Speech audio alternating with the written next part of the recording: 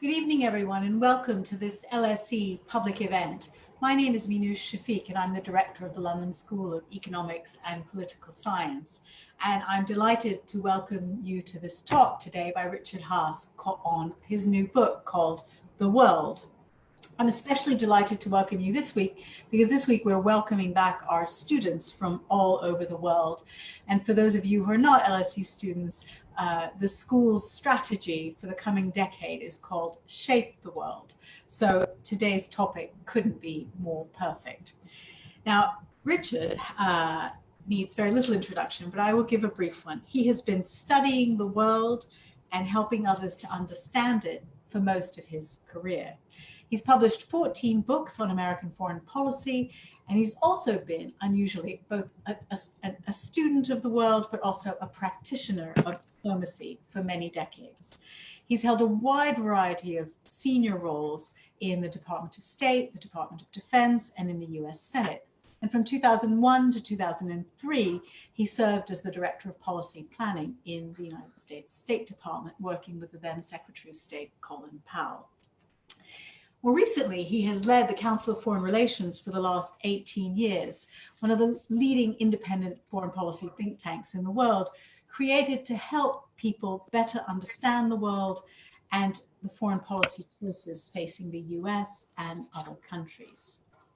Now, I think it's fair to say he's written this book, which is simply called The World, with a little bit of sense of a frustration that despite all the globalization that we've experienced in recent years, global literacy is actually not very high.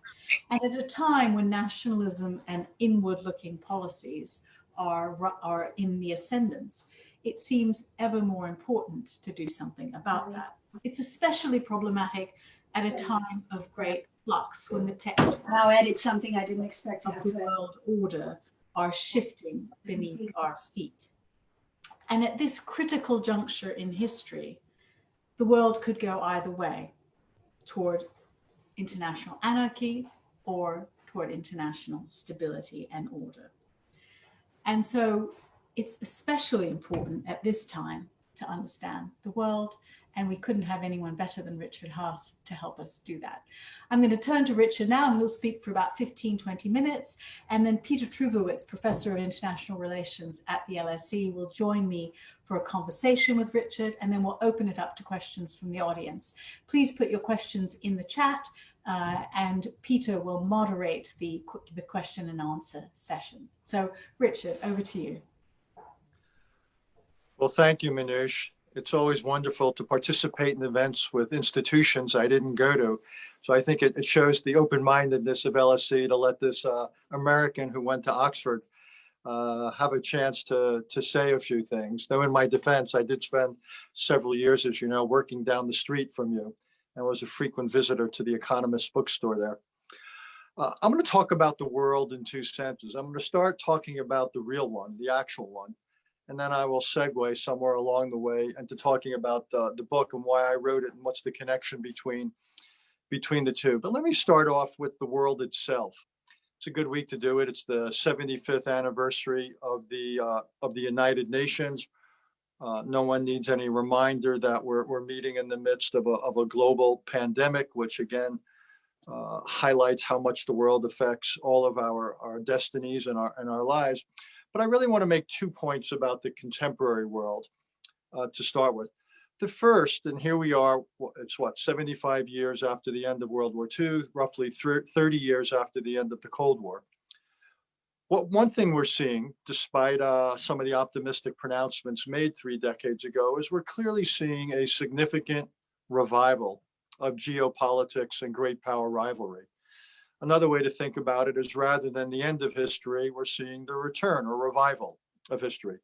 We see it most acutely in the US-Chinese relationship, but also China's relationship with Japan, with Europe, with India, essentially with all the other major powers of the day. We're obviously seeing it in the relationship with Russia. And we're seeing geopolitics in so many ways, the skirmishes along the India-Chinese border and so forth. So again, the idea that historical jockeying would end, We've got the structural realities of a rising China. I'll come back in a few minutes to the question of where the United States is. We've also got a world where there's more capacity of various sorts and more hands than in any other time in modern history. Many of these hands are states, but not all of them. A lot of non-state actors have capacity, and a lot of these capacities are military, but again, not always. Capacity in many forms.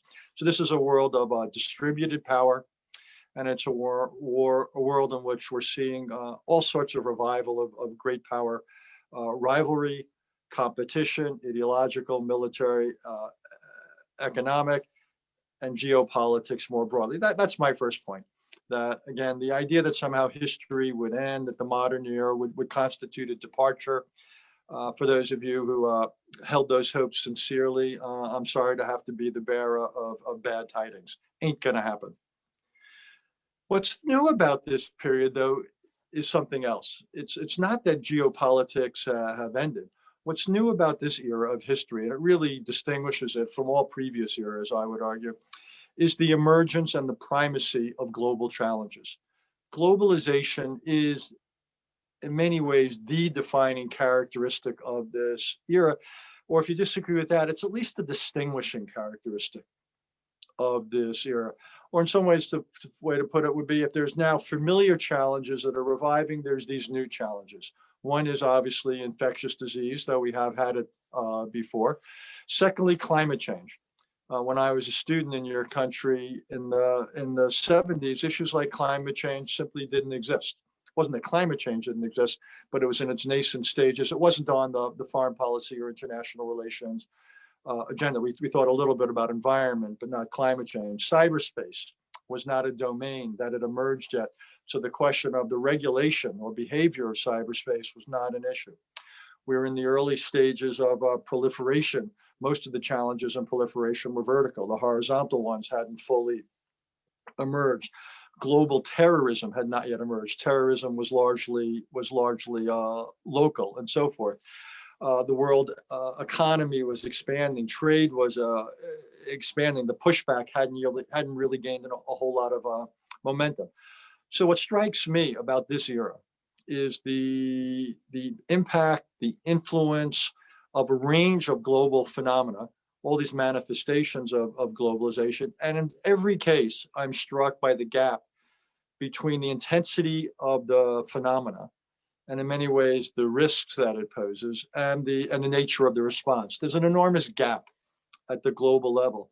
And again, I'll be the bearer of bad tidings now a second time. All of you who constantly use the phrase international community, I would essentially urge you caution. I think the whole idea of international community, it's a valuable one, but it's really an aspirational one. There isn't yet much in the way of international community. And that's what we're seeing. We're seeing it when it comes to the world dealing with infectious disease or with climate or with cyberspace or just about any other global phenomena. There's instead this rather large gap between the challenges and the willingness or ability of the most important actors on the world stage, nation states, to come together, to work together, to meet these challenges, even though it's in their self-interest to do so. And indeed, a striking amount of history is when entities don't act in their own self-interest. But I digress. So you've got these two challenges, one very familiar, one somewhat newfangled. What's happening, though, is a third thing as well, which is the United States and what's going on with American foreign policy. And I would simply say one way to understand the United States over the last 3/4 of a century is we were the principal architect, in many cases working with the UK, but also others. And we were clearly the general contractor. We were primus inter pares in setting up and operating the global system, the institutions, the alliances, all the structures that came out of the post-World War II era, and in many cases are still with us today, even if in evolved form. And what's so different about the United States over the last few years, in particular the last 3.5 years, but one could see roots of it before then, going back to the financial crisis, going back to the wars in Afghanistan and Iraq, is we are seeing a rethinking in the United States, both at the elite level, but also at the popular level, of really the entire concept of American leadership, of American activism in the world. Many of what we thought were the givens or basics or assumptions of American foreign policy that have informed it over the last 30 or 75 years can no longer be assumed. And that is what to me is so interesting, is that at a time of the reemergence of traditional problems, the emergence of all sorts of new problems, the country, which has been as responsible or more responsible for whatever order in the world has existed over the last 3/4 of a century, essentially is having second thoughts or third thoughts about its willingness to play this role. And again, it's grown more intense under the current administration. You had an example of it yesterday in Mr. Trump's brief but intense statement at the United Nations.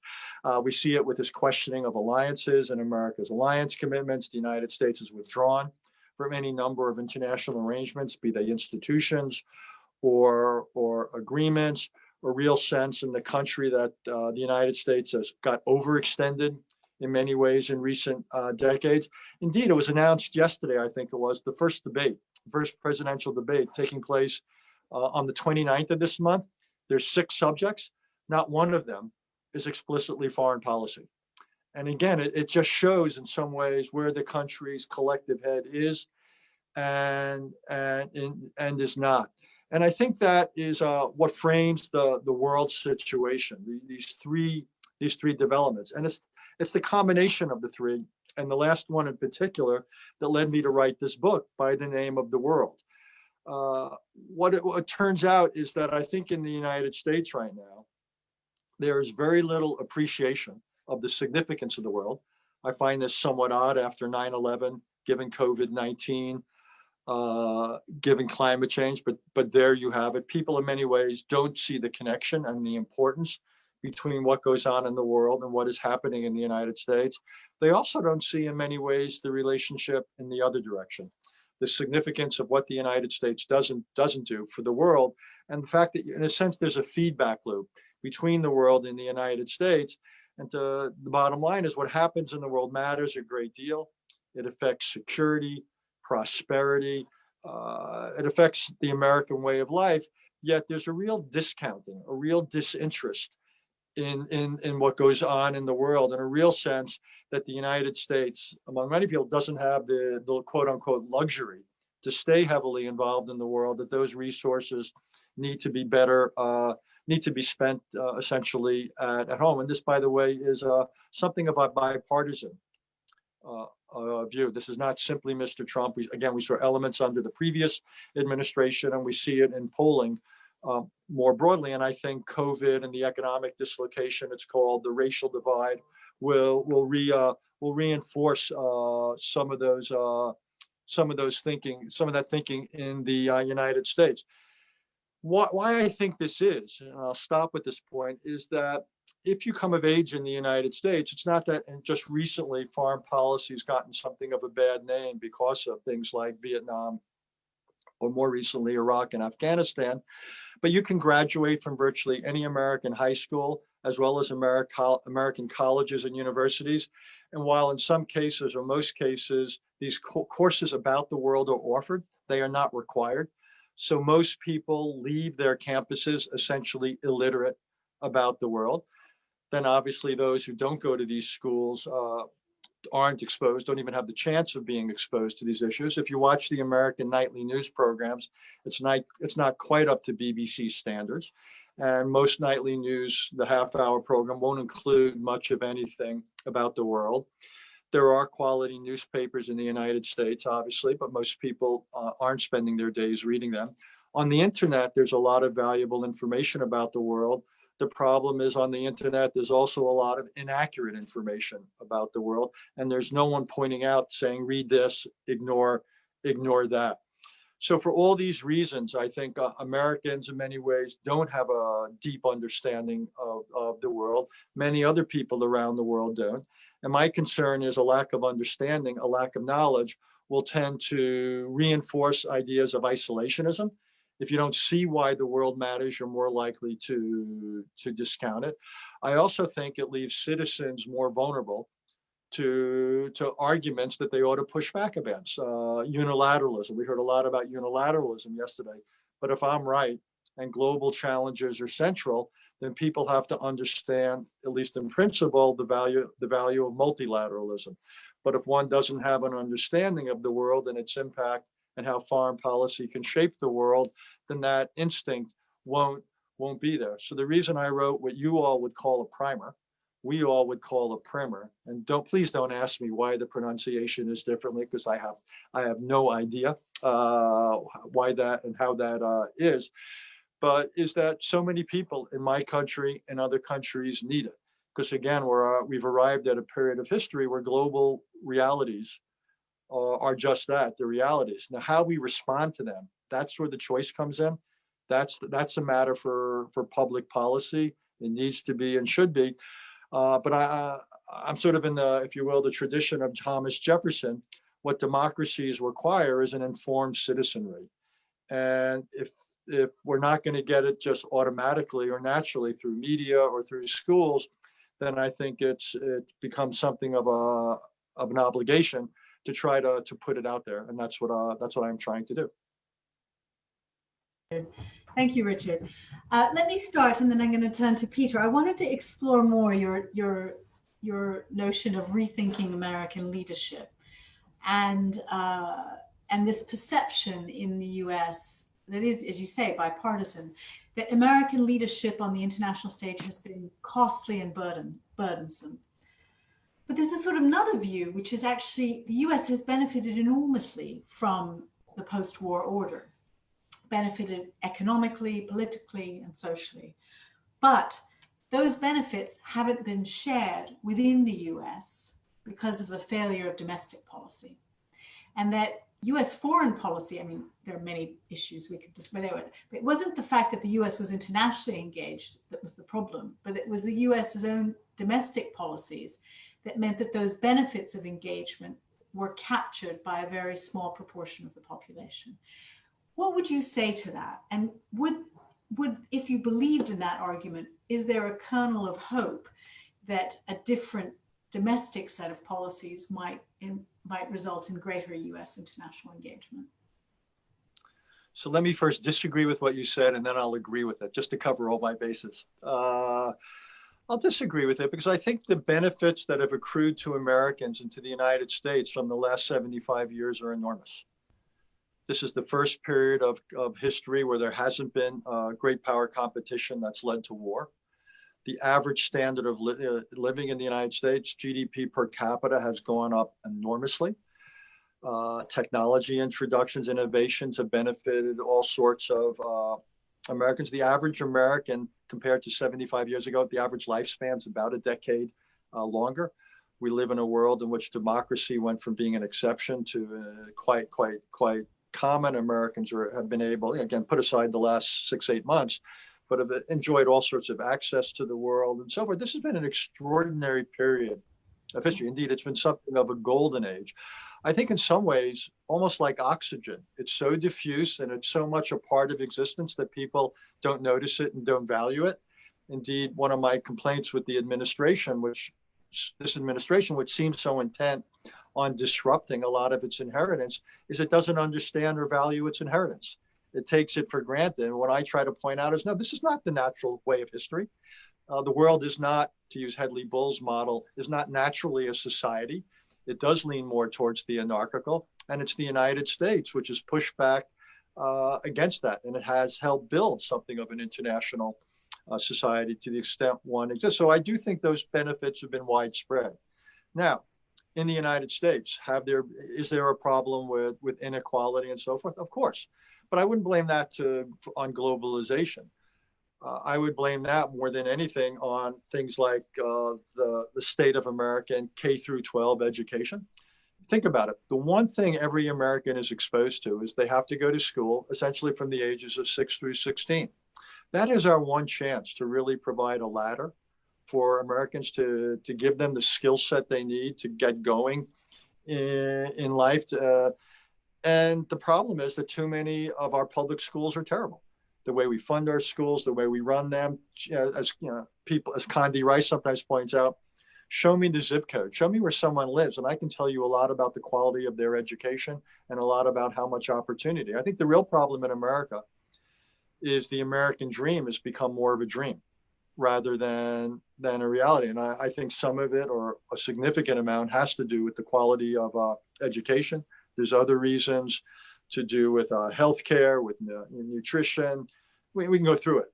A lot of other problems in our society. And I think it actually highlights the relationship between what goes on at home and what goes on with a country's foreign policy. What worries me is that our domestic, I'm not sitting here arguing that the domestic challenges aren't real. I don't think for the most part they have been created or exacerbated by our international involvement.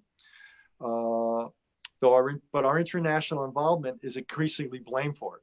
So take job loss, something you all study at LSE. The lion's share of job loss is not because of offshoring or imports. The lion's share of job loss is because of productivity increases, innovation. But trade is blamed for it. The benefits of free trade are diffuse, but those who blame trade, this or that plant that had to close because and the plant went to Mexico, the opposition to free trade is intense. So again, I point my finger in part at the lack of understanding. And so when politicians stand up and say immigration is bad, or our involvement in the world costs more than it benefits us, so on and so forth, my concern is that most Americans don't have the background to understand that what they're being told is not necessarily accurate. 30 more seconds. We have got, though, to fix our domestic ills, or we won't have the bandwidth to play a large global role. And that's the lesson I take, particularly the next president. If you look at what he's going to inherit, the domestic pressures are going to be so acute that we're going to have to do those. Now, the world's not going to give us a pause to put ourselves in order and say, oh, yeah, you Americans come back in 5 years after you've sorted yourself out. History doesn't work that way. But we are going to have to find a way to fix ourselves at home. At the same time, we stay involved abroad. Peter, over to you. Well, thank you, Minouche, and great to be with you, Richard, today. Looks like we have over 500 people on the platform, which is great. And let me give a special shout out to LSE's fabulous IR students, many of whom are on the platform. It's great to have you here. We've already got a number of questions rolling in. I'm tempted to follow up on Minouche's line of questioning, Richard, because it strikes me that concerning America's retreat, before turning to the questions that are coming in, it strikes me that the gap that you're talking about is partly a function in the United States of, at the same time that the US was trying to push the envelope internationally, both with respect to security policy in the Middle East, but also with respect to international trade and capital mobility, the welfare state in the United States back, so that the gap is partly a function of benefits and things that people could assume in another era are no longer there. And I think this is where some of the frustration that we see in the industrial parts of the United States, that really helps explain why Trump got the kind of traction he did. And so it seems to me that partly what needs to happen, but I'd like to hear your thoughts about it, is there has to be something very programmatic on the domestic side. Education is part of it, but I think people's basic needs are not being met.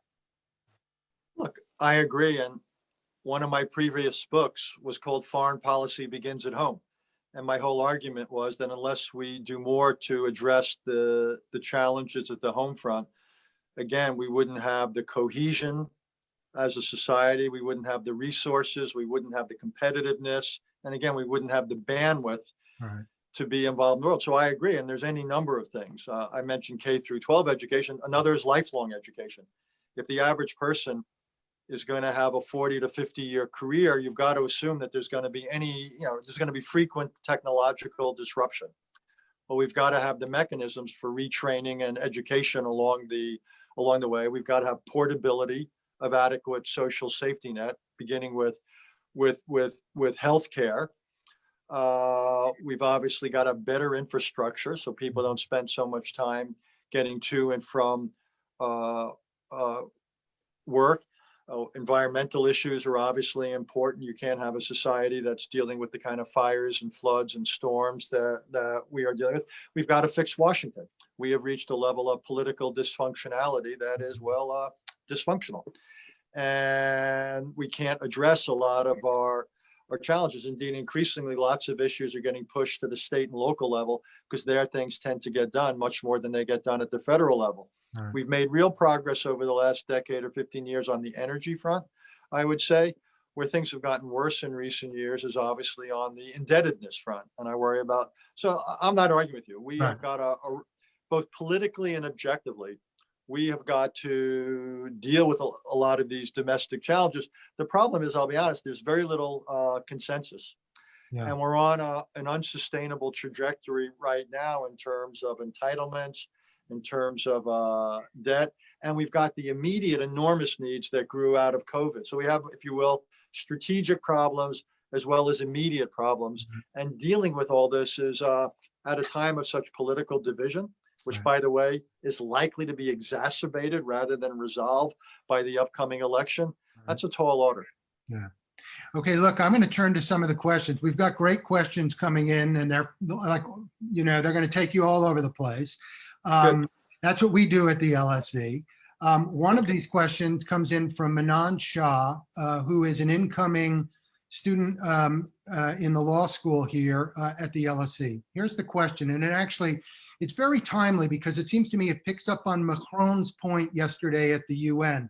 His speech didn't get the same kind of attention that Xi Jinping and Trump's speech did, but he went out of his way to say, hey, look, we better not get trapped by the US-China competition. We need to be outside of this, or the global challenges that you're raising will never be addressed. Here, she says, at the beginning of The World, your book, you note that America has such a large presence that all geographic overview chapters in the book feature the US's lasting impact. If you were to write a sequel in 15 to 20 years, do you think it would still be the case, or will the next few decades give way to rising China and its influence across the world? And while you think about that, here's another one, different, a pedagogical question. This comes from Chris Martin, a sociologist at Georgia Tech. One of the things about LSE is we bring people in from all over the world. His question is this: how did you frame the sections of this book to be engaging to college students? In other words, what different techniques did you use or try, and how did you figure out what was the most engaging? I asked this as a college lecturer, and I suppose that this is just an opportunity for you to draw on your experience speaking around the world and so forth. Okay, let me deal with both questions. If I were to rewrite this in 10 or 15 or 20 years, one is I don't necessarily take as a given that China continues to rise. And if it does, it's that I'm confident it can't rise at anything like the trajectory it's risen at over the last 20 years. So I think there are big questions about China's political future, its economic future, environmental future, probably above all its demographic future. So I just don't extend that line. Second of all, I'm not sure about China's ability to translate whatever increased strength it has into influence. Indeed, look at what's happened in recent months. China has essentially alienated a big chunk of Europe, the United States, other parts of the world. It's got problems with India, problems with Japan, problems with Vietnam, problems with Taiwan. It's cracked down in Hong Kong. It's interning the Uyghurs. This is not much. This is not a model, I think, that a lot of the world will want to emulate. So this idea of the inexorable rise of China and so on, translating greater power into influence, maybe, but I don't take that as a given. I also don't know whether the United States continues to dial back, if you will. Does Trump, I don't know what's going to happen in November, but regardless, does Trumpism survive Trump? Where does the Democratic Party go? These things tend to go in cycles. We've had other eras of American isolationism. We'll see how this plays out going down the road. I think there's limits to what Europe can accomplish in terms of a global footprint. I think Europe at times has its hands full being Europe, and it lacks some of the dimensions of what it takes to be an effective international actor in terms of certain types of military capabilities, certain types of decision making. The demographic challenges will be real in Europe. No, I think the alternative to the kind of world we've largely benefited from for the last 75 years is probably a more disorderly world. I don't think it's a China organized world or a Europe organized world. I think it's a less organized world. To use the Hedley Bull paradigm, less society, more anarchy. My last book before this one was called A World in Disarray. And I think what we're looking at is if the United States is unwilling to play a large role, if the world is unwilling to come together to deal with global challenges, then we're looking at a world in growing disarray. And if I had to make a prediction, that is probably the future that's most likely, with the effect of not just pandemics, this time it's COVID-19, who knows about the next one, but above all, climate change, proliferation, and so forth. That's what worries me. The second question, I thought there might have been a compliment in there, Peter. I don't know. Maybe I misunderstood it. There is a compliment. I think he's asking for hints and help. So, like, kind of, how is it that you structured the book? Why did you structure it the way you did? I think is really the point of the question. Well, and I will tell you, Richard. So there's another question that's come in saying they wonder if the book is too, and I think you address this, too American or Eurocentric. And so maybe you could deal with that at the same time. The reason I take a step back. Before I wrote the book, I read around and I saw, and I'm going to alienate now some of your colleagues, but I saw a lot of the textbooks teaching IR students and the rest, and I thought they were way too heavy, way too heavy on theory. Look, and I've worked at the Pentagon, the State Department, the White House. I've been working on these issues for 4 decades. I don't find a lot of the theory terribly useful. What I do find useful is either local knowledge, regional knowledge, specific knowledge on issues, or history. So I decided my bias going into this book was to emphasize history, local knowledge, and issue knowledge. I then looked at a lot of other books, couldn't find anything quite like this. I basically wrote what I thought someone needed to know. So I basically was almost trying to explain, putting on my explainer's hat. And what I then did, which is a version of what I always do when I finish a draft manuscript, is I had all sorts of people read it. And I had everyone read it. The people would be everyone from a college professor of international relations to people who are quote unquote normal people who don't do this for a living. They do other things for a living. They're lawyers, they're doctors, they work in schools, what have you, but they're not international relations, foreign policy experts. And what I wanted it to be was accessible to them. I made the deal with the reader that anytime I referred to something, I would explain it. So if I talked about an agreement, I talked about an issue, I wouldn't assume that anyone had any background or prior knowledge. So I had explained it and sort of say, why does this matter?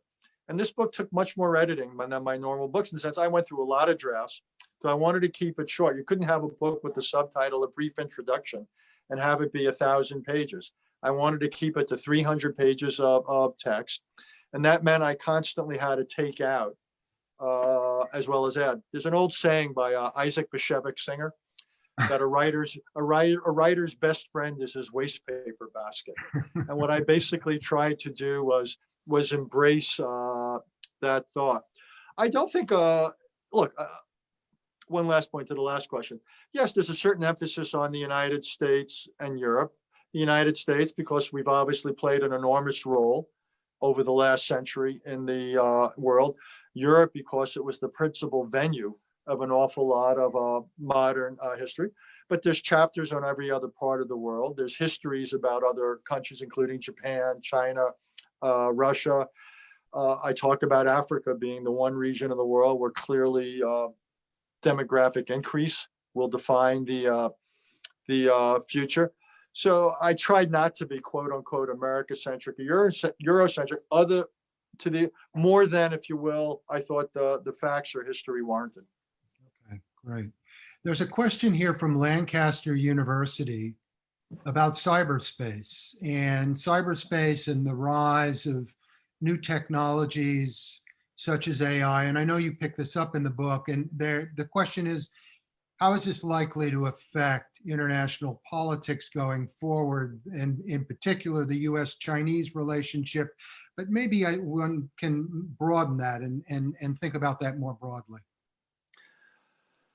Look, cyberspace to me is it's the most recent domain to have emerged as really significant, but almost like there's a comparison to nuclear weapons and there's a difference. The comparison is when nuclear weapons came around in the 40s and 50s, arms control hadn't really been developed.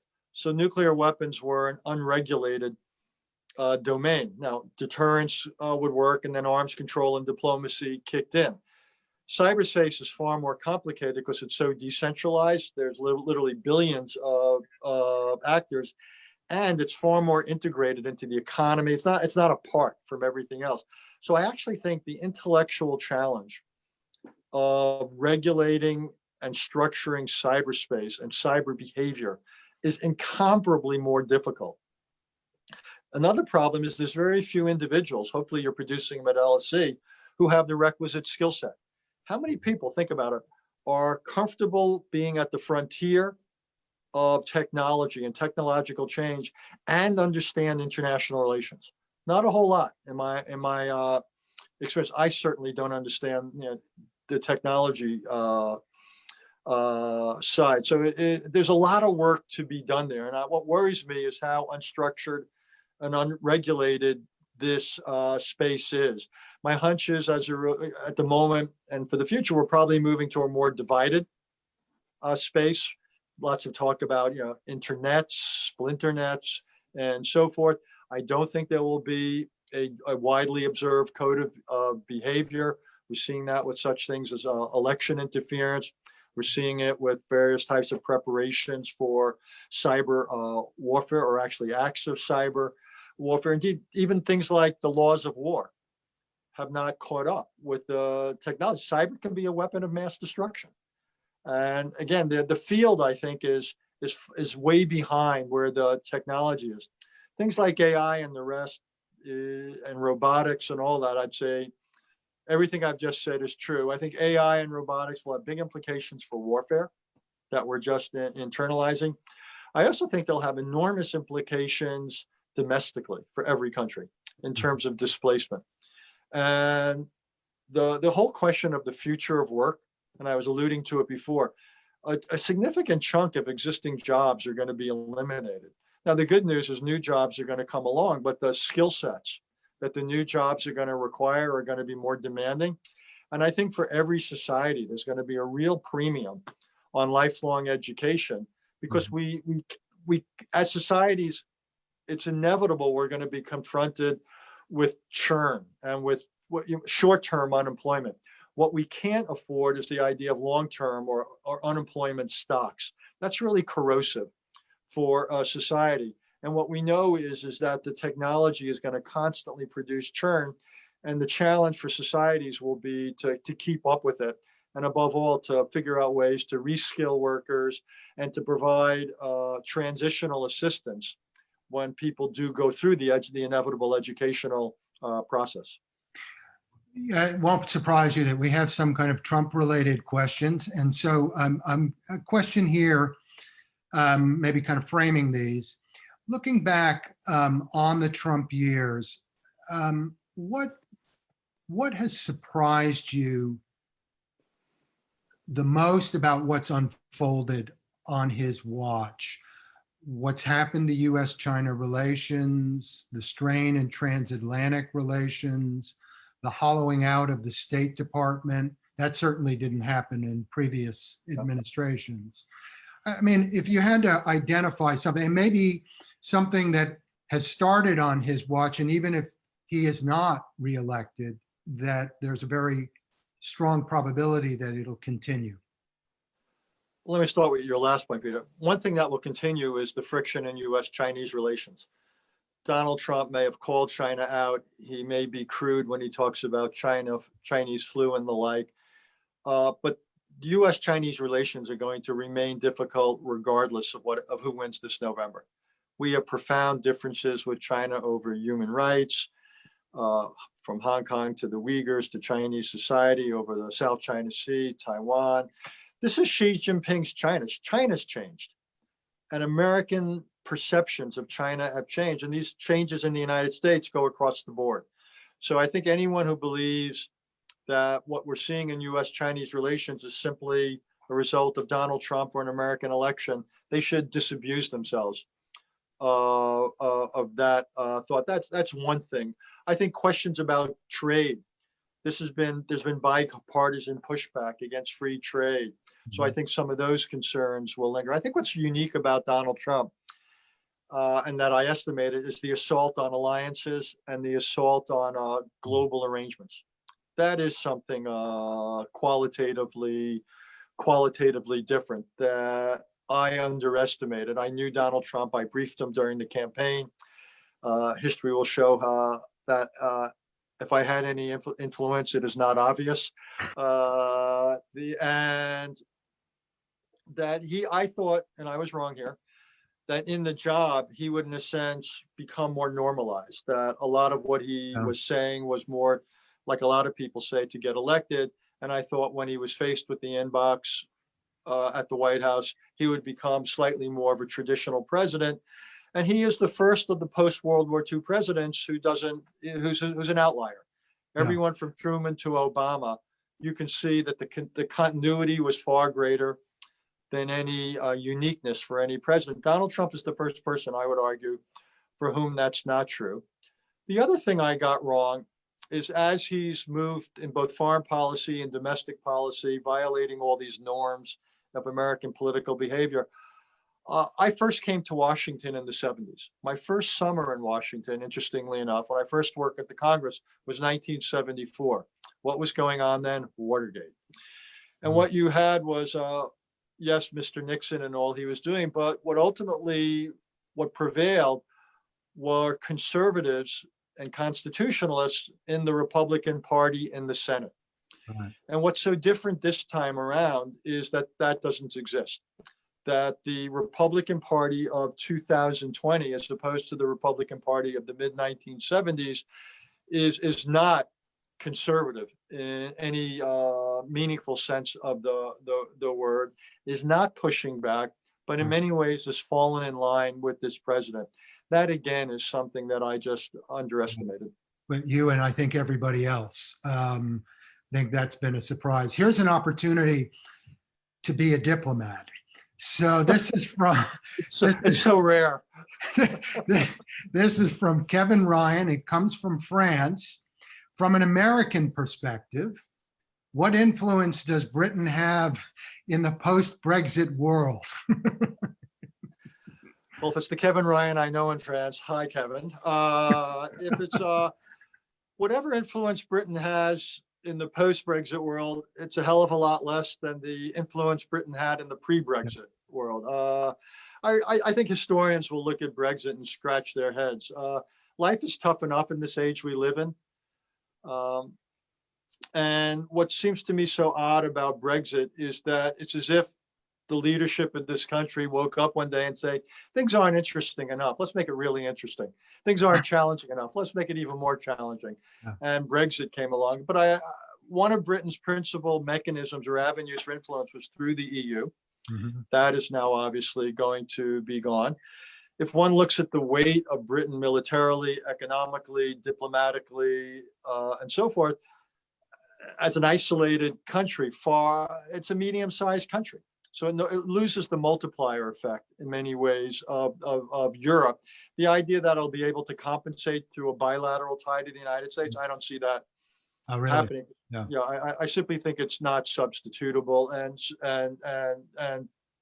or it won't compensate. Plus, and let me put on, twice I've been involved in the diplomacy of Northern Ireland. I was the U.S. envoy to the Northern Ireland peace process for 3 years.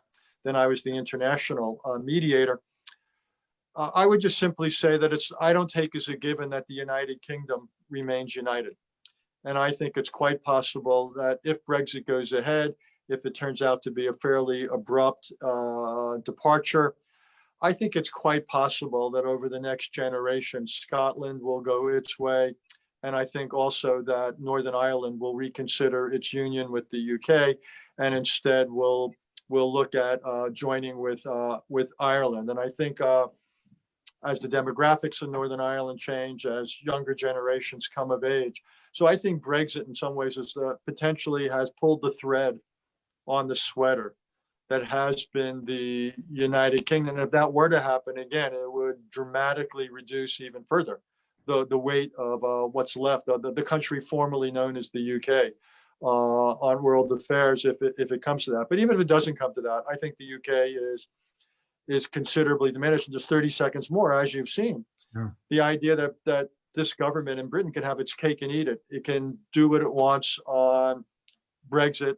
It can act inconsistently with the Good Friday or Belfast Accords and still think it will be able to negotiate a bilateral trade deal with the United States. Ain't going to happen. And it's not going to happen because it can't get through, that kind of a deal can't get through Congress. I assume that's what Absolutely. Yeah. Absolutely. Yeah. The Americans believe very strongly in all the provisions of the Belfast or Good Friday Accords. And there'll be precious little sympathy for a British government that is seen as not keeping to its terms. All right, right. So there's a question here. So this is, now you have to put on your theory hat. But I think it goes to the point that you were raising earlier and in a previous book about apolarity. The question is this: it comes from an IR PhD student, Jack Basu Mellish. Is it possible that the end of American leadership in the international system will actually lead to a greater degree of stability in the international system, meaning that the system will either become bipolar or it'll become multipolar, that maybe part of the problem here has been unipolarity? What do you think? Well, first, I hope whoever asked the question, like you said, his name was Jack, finish your dissertation, get the degree, don't get distracted. That's more important than anything else now I'm going to say. Look, the United States has enjoyed what some would call unipolarity very rarely. It's been kind of first among unequals in many ways, twice, once in the initial years after World War II, basically in the late 40s, early 50s. And actually it engineered its own relative decline with things like the Marshall Plan and so forth. And then the United States enjoyed a moment of primacy in the 90s with the end of the Cold War. And since then, you've had, among other things, the rise of China and so on. So the America's become absolutely stronger, but its relative position has come down. Going forward, look, I just don't see another mechanism for global order without the United States, particularly if you think that unlike the Cold War, where order was largely defined in avoiding nuclear war and avoiding conflict between the United States and the Soviet Union that could escalate, order in the 21st century is also going to be defined much more in terms of successfully contending with global challenges. So again, we're going to want to avoid US-Russian, US-Chinese, all those kinds of conflicts, if you will, the traditional stuff. But any definition of order has to be larger.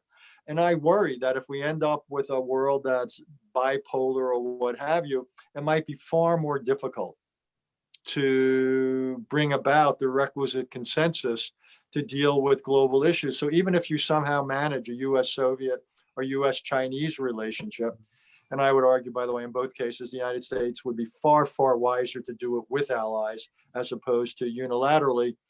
that doesn't seem to me to be a good mechanism for dealing with the global challenges that affect us all.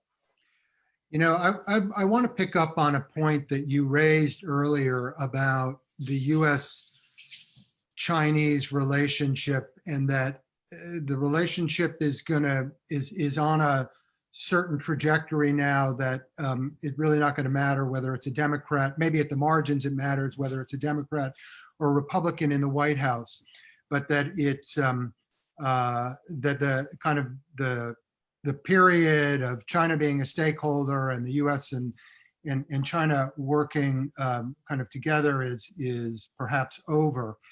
I'm wondering what extent you think the allies are actually going to be on board with the United States. Yeah. And I say this because it seems to me, as an observer here in Europe, that Europe is not on a single page on this. And I even think in Asia as well, as you know, there's tension between Japan and South Korea. And so just some thoughts about that, like the extent to which the US could actually count on its traditional allies joining it. Look, I think you're right. In my experience, most countries don't want to choose. They will resist a stark choice.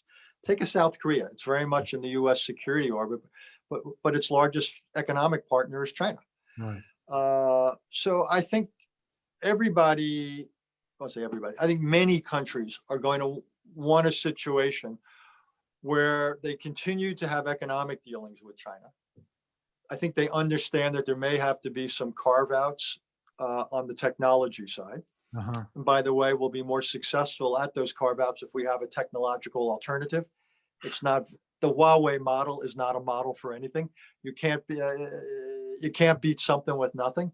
So it is a powerful call for US-European cooperation in certain areas where we think it's important to offer an alternative, to be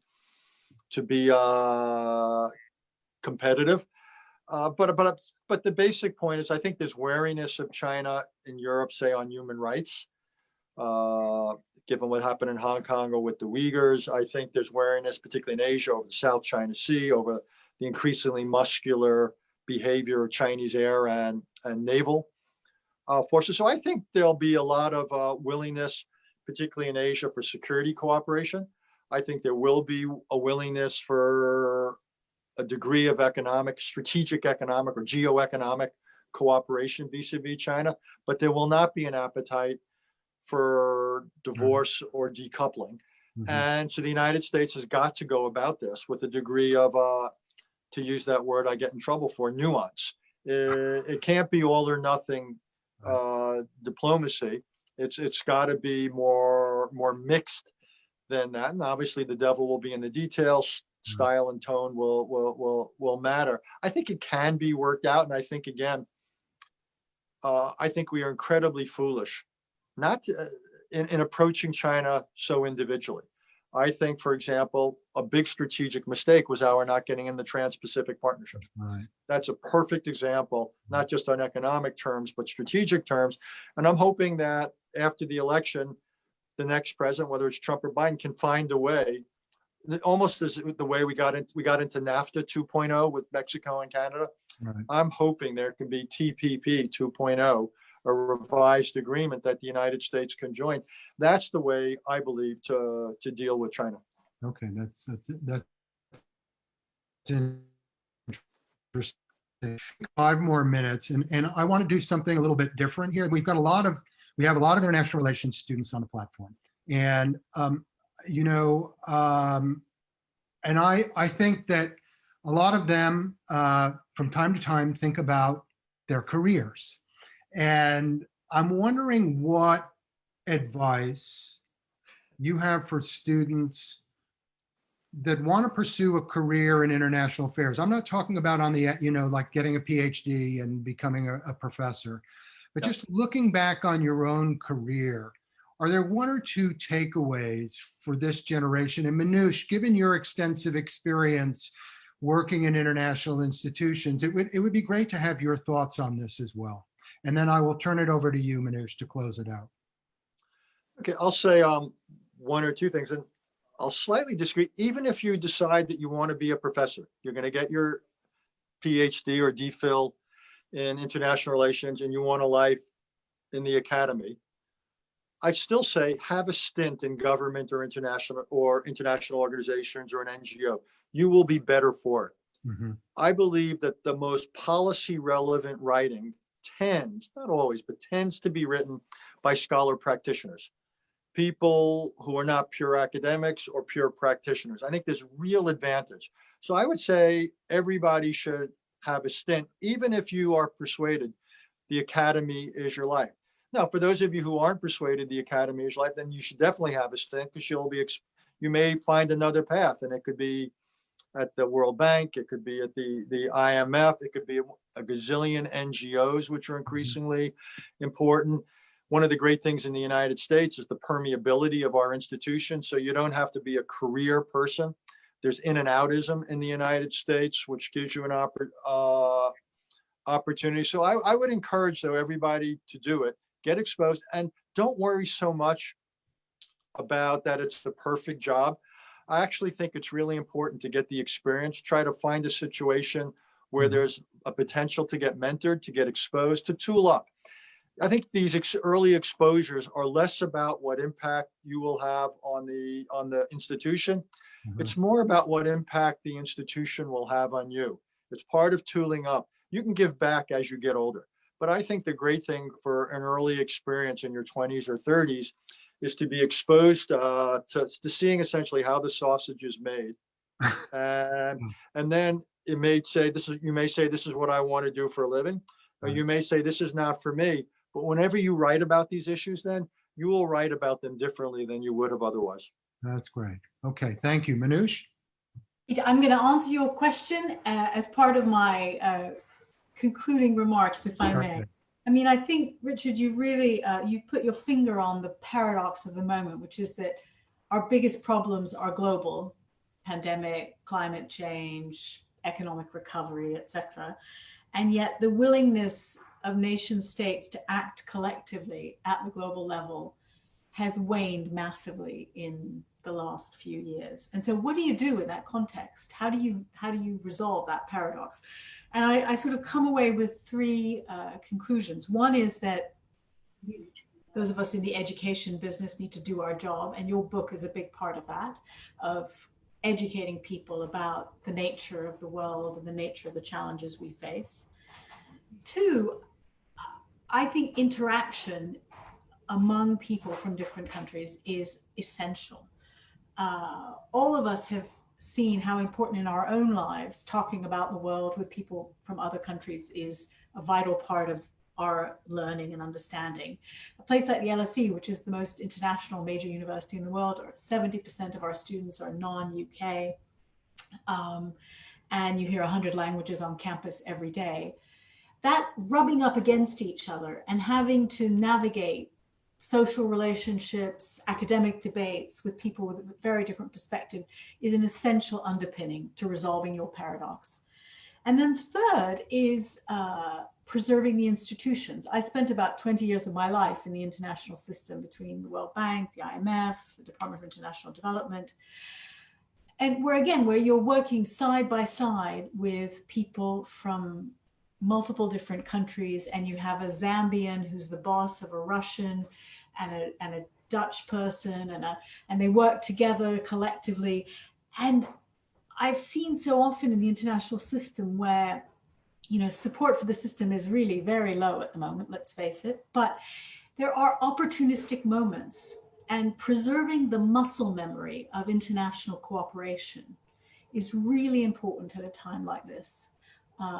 And that even when, you know, political support for internationalism is weak, there are moments when you have to do something. We saw it with the 2008 financial crisis, and, you know, where did you go? You went to the G20, the central banks sorted themselves out, finance ministers got on the phone around the world. And I'm afraid the tragedy of the COVID crisis is we haven't had that happen. And you can't fight a global pandemic with national policies. We all know that. But at some point, there will be a moment when the penny drops. And I think having people who are educated about the world, who've interacted with people from around the world, and having institutions in place that enable us to collaborate and have the infrastructure of collaboration there and ready for when the penny drops is incredibly important for the world. And so with that, let me just wrap up and thank you, Richard, for doing a fantastic job of raising these issues, enlightening us, and hopefully enlightening many, many other people who will be better global citizens as a result of reading your book. Thank you very much. Thank you so much. And thank you all for joining us today, and please join us again for future events at the LSE. And thank you, Peter, for an excellent job of moderating. Right. Thank you, Richard. Thank you, Peter. Thank you. Be safe. You too. Take it easy. Bye, Minouche. Bye-bye, Peter. Good job.